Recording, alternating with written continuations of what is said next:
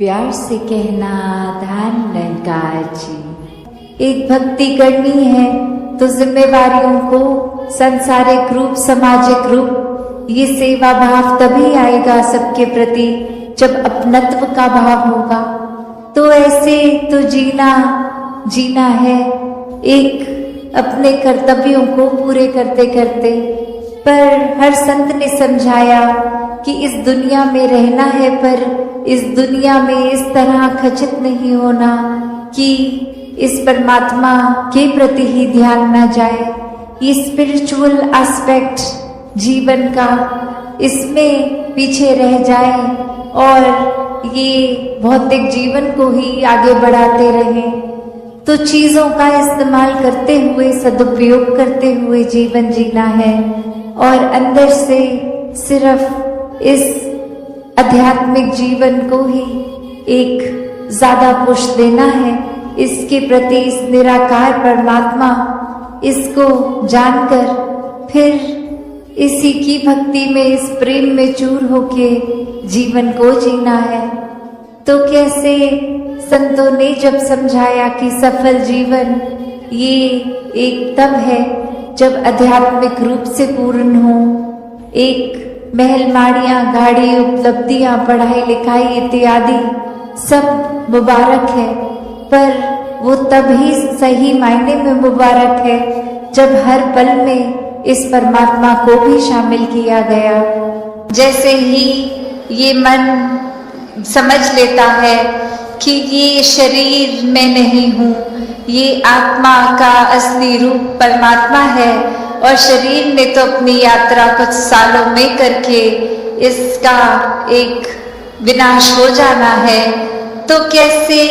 ये समर्पित जीवन जिया जाए जब तक जीवन है। तो बात वही एक कहानी के साथ तास अपनी रखना चाहेगी कि एक बार एक गुरु के पास शिष्य आता है जो काफी सालों के बाद और आते ही अपने गुरु के आगे 1000 सोने की गिनियां दे देता है और ये कहता है कि इतने वर्ष मैंने काम काज किया और बात मन में यही आती रही कि आपके सामने आशीर्वाद लेंगे जब 1000 गिनियां पूरी हो जाएंगी और आज ये बोरी भर के आपके पास ये समर्पित करने के लिए आए हैं और आप इसको कबूल कीजिए। वही वो गुरु वो लेकर सामान अपने शिष्य से कहता है कि ठीक है तुमने ये दी मैंने स्वीकार करी और अब ये जो सामने नदी बह रही है सारी की सारी ये गिनियां उस पानी में बहा दो। और अब वो शिष्य के मन में सवाल कि क्या ये एक क्या ही बात हुई, इतनी मेहनत जो करी कि गुरु को देंगे और अब वो दे भी दिया तो उसके बाद वो इसको अपने पास नहीं रख रहे हैं, वो इसको नदी में बहाने को कह रहे हैं। तो वही वो सवाल कि क्या फिर वो समर्पण था कि अगर एक क्या होगा अब उस वस्तु का जिस तरह हम देना चाह रहे थे वो उस तरह अपनाई नहीं गई, उसको साथ तो कुछ और ही करने को कह दिया। ब्रह्म ज्ञान के प्रति एक रुझाव होना एक हुए इसके ही एहसास में अगर रहा जाए तो ये परमात्मा हमारे जीवन में और गहराई से उतरता है। कैसे फिर जहाँ बात अभी जिक्र भी अहंकार का हुआ कि कैसे फिर मन हमारा अक्सर इतना ज्यादा किसी ने थोड़ी तारीफ क्या कर दी वो ही बात में इतना अपने आप को श्रेष्ठ मानते हुए एक ऐसी विचारधारा के अंतर्गत रोज जीना उठना खाना बैठना शुरू कि अब हमसे श्रेष्ठ तो कोई नहीं। हर एक जीवन में हमने सोसाइटी में कुछ मान सम्मान पा भी लिया तो वो मान सम्मान एक किसी तरह की अपनी ही अहंकार का कारण बने नहीं। जहाँ जिस रूप में भी हम जीवन में प्लेस्ड हैं वो हमारे लिए अहंकार का कारण नहीं, विनम्रता का कारण होना चाहिए। कि अगर कोई जिम्मेवारी किसी रूप में है, चाहे वो घर के ही छोटे यूनिट में, जिस तरह का भी, या समाज में या कोई भी, तो वो एक हमें अपॉर्चुनिटी मिल रही है, मौका मिल रहा है और सेवा करने का, अंदर से अपने पात्र को और खाली करने का। क्योंकि फिर वही बात जहाँ एक फाइन लाइन होती है, एक बहुत ही संकीर्ण सी एक रेखा, जो एक हमारे मनोबल की बात और एक अहंकार की बात, कि कैसे एक हम अपनी सेल्फ रिस्पेक्ट और ईगो के बीच में जो एक लाइन है, कि अक्सर हम ये बात तो हर किसी को सिखाया जाता है कि एक दूसरे का मनोबल बढ़ाओ, वो मोटिवेशन बढ़ाओ, पर कहाँ वो मोटिवेशन को अब हमारे ही मन में हमने उस तरह लेना है कि वो एक जिस काम के लिए है वो अपना काम उस तरह करे, वो अहंकार की तरफ ना जाए। एक रंग के आधार पे, कल्चर के आधार पे ये भेदभाव होने, ये मन में नफरतें आनी फिर संभव नहीं होती। तो वो भी एक भक्तों का दिल तो इस तरह पिघलता है, किसी को देखकर ठीक नहीं है तो उनसे ज़्यादा उनका दर्द भक्त समझते हैं। तो कैसे ऐसे वाले जीवन को मुबारकबाद जीवन कहा जाता है। ये एक परोपकारी जीवन होता है, अपने लिए सेल्फ सेंटर्ड होके, सेल्फिश होके,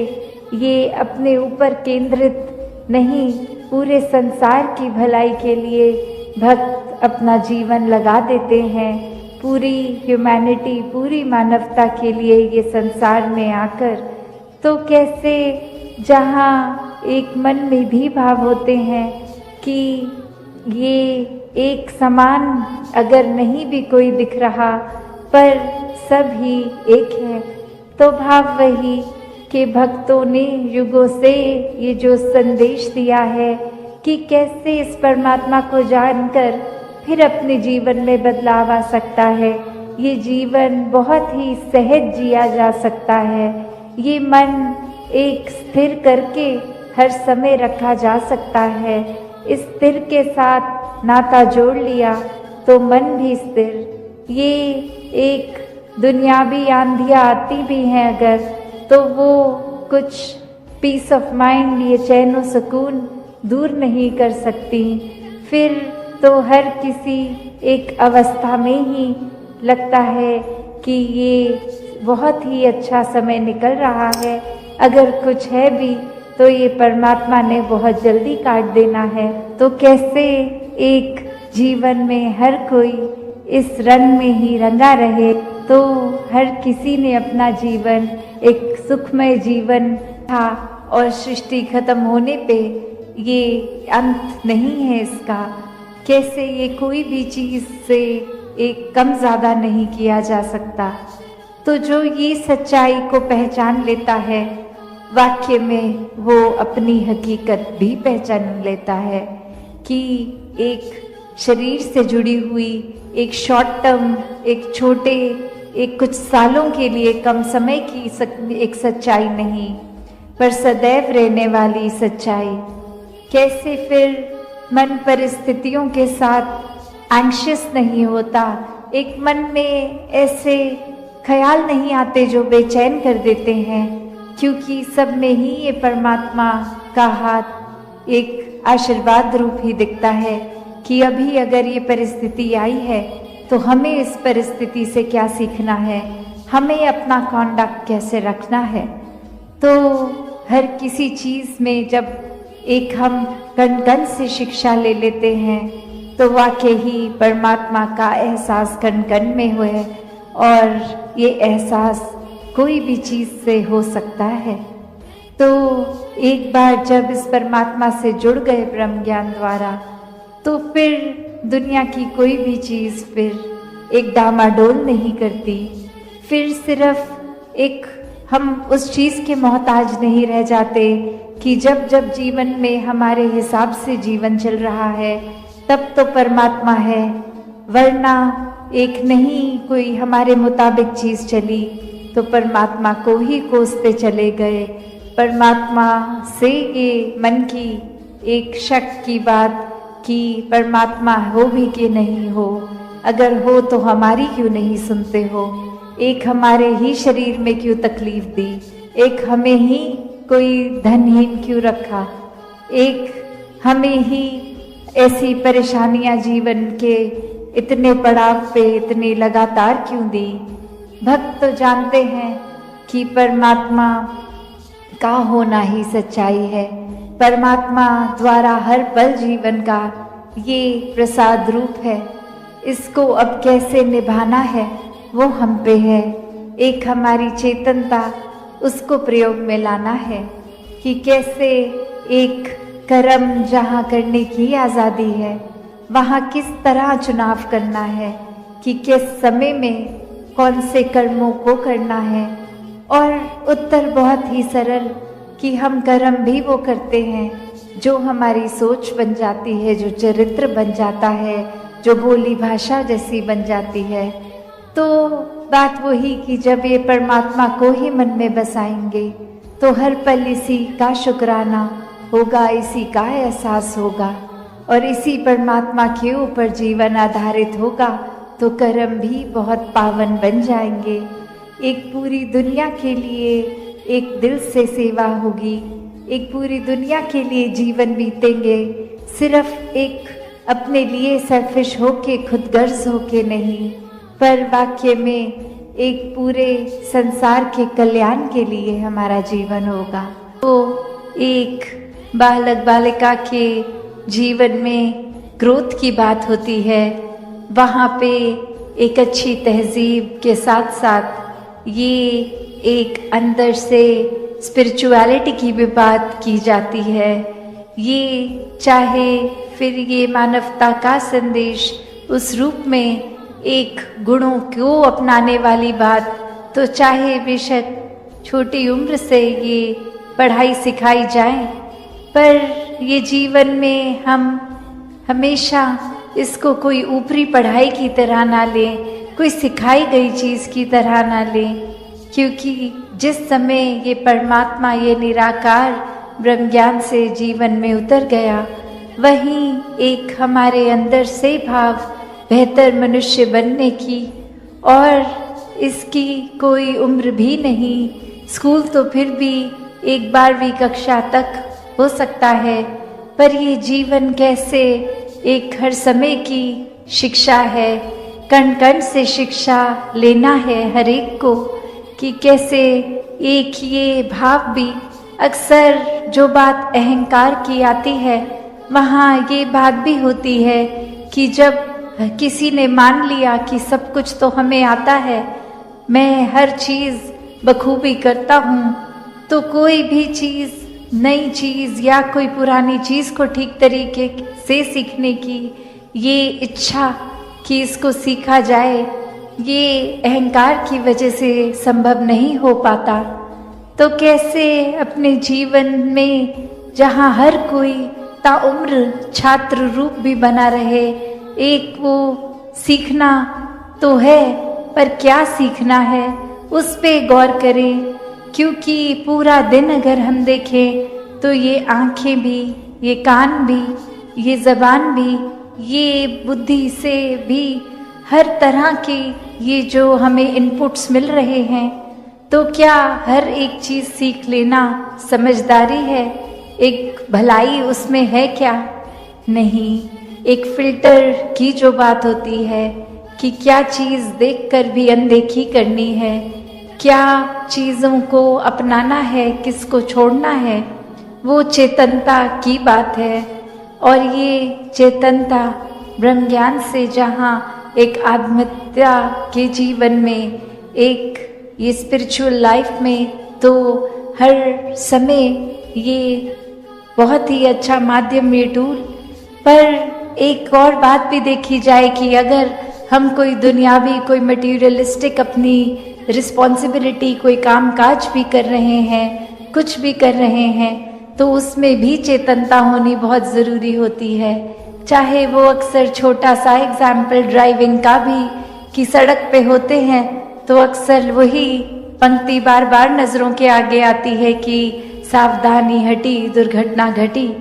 तो ये हर समय चेतनता की बात है कि कहाँ पे हैं हम इस समय, वो एक एक पल का हमें होश वो खबर, उस पल में ही रहें, वरना तो सोच एक सेकंड लगता है इधर उधर भागने में, ध्यान भटकने में। तो कैसे जहाँ उपस्थित है शरीर वहाँ मन को भी उपस्थित रखना है और ये चेतनता हर समय की जीवन में हो। तो फिर बात वहीं आती है जहाँ से हर बात की ही शुरुआत है, ये परमात्मा, ये निराकार, ये जो बेरंगा है, इसके एहसास में हर समय रहना एक पॉसिबल है। एक हर एक पल इसी के एहसास में जीना संभव है। और ये कोई बहुत कल्पना की कोई किताबी बातें नहीं हैं। हर कार्य करते हुए इसके ही एहसास में अगर रहा जाए तो ये परमात्मा हमारे जीवन में और गहराई से उतरता है। कैसे फिर जहाँ बात अभी जिक्र भी अहंकार का हुआ कि कैसे फिर मन हमारा अक्सर इतना ज़्यादा, किसी ने थोड़ी तारीफ क्या कर दी, वो ही बात में इतना अपने आप को श्रेष्ठ मानते हुए एक ऐसी विचारधारा के अंतर्गत रोज जीना उठना खाना बैठना शुरू कि अब हमसे श्रेष्ठ तो कोई नहीं। हर एक जीवन में हमने सोसाइटी में कुछ मान सम्मान पा भी लिया तो वो मान सम्मान एक किसी तरह की अपनी ही अहंकार का कारण बने नहीं। जहाँ जिस रूप में भी हम जीवन में प्लेस्ड हैं वो हमारे लिए अहंकार का कारण नहीं, विनम्रता का कारण होना चाहिए कि अगर कोई जिम्मेवारी किसी रूप में है, चाहे वो घर के ही छोटे यूनिट में जिस तरह का भी, या समाज में या कोई भी, तो वो एक हमें अपॉर्चुनिटी मिल रही है, मौका मिल रहा है और सेवा करने का, अंदर से अपने पात्र को और खाली करने का। क्योंकि फिर वही बात जहाँ एक फाइन लाइन होती है, एक बहुत ही संकीर्ण सी एक रेखा, जो एक हमारे मनोबल की बात और एक अहंकार की बात, कि कैसे एक हम अपनी सेल्फ रिस्पेक्ट और ईगो के बीच में जो एक लाइन है कि अक्सर हम ये बात तो हर किसी को सिखाया जाता है कि एक दूसरे का मनोबल बढ़ाओ, वो मोटिवेशन बढ़ाओ, पर कहाँ वो मोटिवेशन को अब हमारे ही मन में हमने उस तरह लेना है कि वो एक जिस काम के लिए है वो अपना काम उस तरह करे, वो अहंकार की तरफ ना जाए। अक्सर सूक्ष्म अहंकार की भी बात होती है कि हमें पता